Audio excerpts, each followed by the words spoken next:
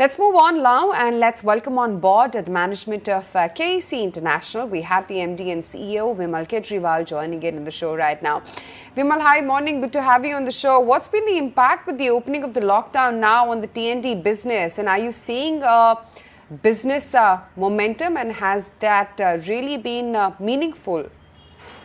So to me, I think lockdown impact is slowly going away. Today, we are back almost on the same strength as we were before. We had 30,000 workers before the lockdown, which had come down to 15 in the, at the start of the lockdown. And now we are back at almost 29, 30,000. So in terms of labor, I think we are back to the normal strength.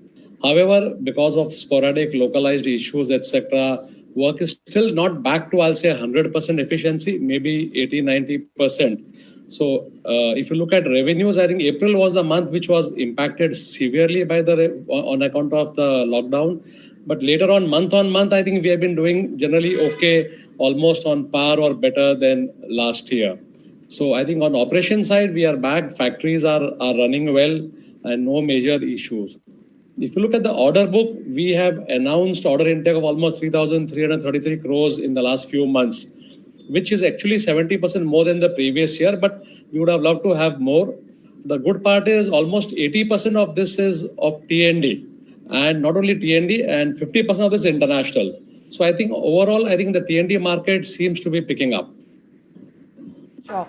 What orders are you currently L1 in, and what's the kind of outlook that you could give us for your order book growth?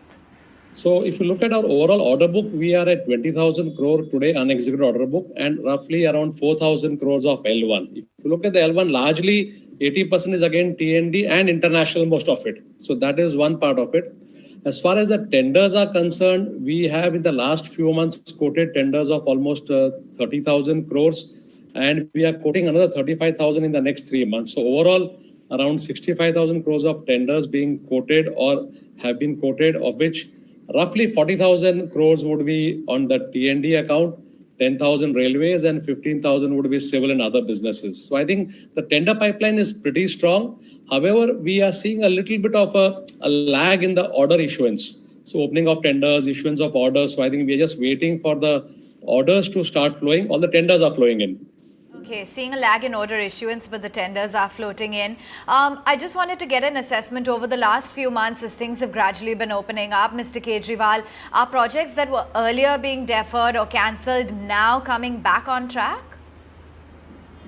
So what we had seen was that the tendering had been deferred from Q1 to Q2. So most of the tenders are back in Q2. However, if you look at the civil industrial piece, we are not seeing too many projects coming back for tendering on the industrial side, except for a few cement projects. So industrial is where we are seeing a problem. However, on the residential side, we are seeing that quite a few projects which had been, let's say, put in cold storage, especially in cities like Pune and Bangalore. That's where the projects have come back for bidding. You're ordering traction from overseas, particularly the Middle East and Africa for the T&D segment? So Middle East surprisingly is looking very, very robust. We have got a large order in Oman. We have bid for quite a few projects in UAE as well as in Oman and Saudi, and some pieces of what we call North Africa as part of MENA, so Morocco, etc. So notwithstanding what is happening with the crude pricing, we're clearly seeing a huge traction in the T&D tender pipeline and ordering in Middle East. Africa, I think it's more on the West African side. And one more country which I would like to add here is Bangladesh. Bangladesh has been a very strong market for us the last 2-3 years. And even in the current year, we are seeing large number of tenders which are multilateral funded coming out of Bangladesh. Do you think margins can revive? What's your outlook there?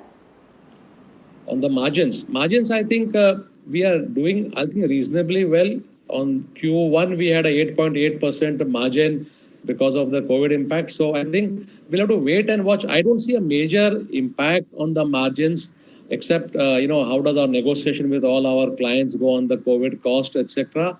However, one more point which I would like to bring out here is that the interest costs have come down. So a large part of the margin impact, if any, would get offset by the reduction in the interest costs and tax rates. All right. Analysts have also raised earnings estimates for FY22 on the estimated recovery and execution. Any kind of growth numbers that you're working on revenue and profits? So right now we are not giving out any growth numbers, but I think the way execution is happening and with an order book plus L1 of 24,000, I think we are pretty certain that this year we should be able to match at least last year. And next year, clearly, every year we have been growing by 10 to 15%. So that growth on the current year would definitely be there next year. In terms of new areas of growth, railways, civil, any kind of activity that you can share with us on what it's looking like on those fronts? So in the civil, we announced 2 new orders. One was on the warehousing space.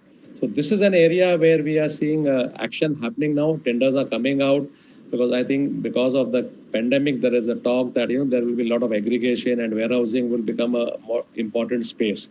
So warehousing is one area where we have got an order and we have got a lot of inquiries coming out of it. The second one is, I think, FGDs, which are a mandate of Supreme Court for all the power plants. Those have started getting built. So we already have one order for the civil of an FGD. So I think these are 2 areas. And the third one we are now seeing action is on the oil and gas front. So on the refineries, on the petrochemicals, so pipelines and other areas. So we have bid for a few oil and gas pipelines and also drinking water pipelines. So to us, I think pipelines will be a critical piece apart from oil and gas and warehousing.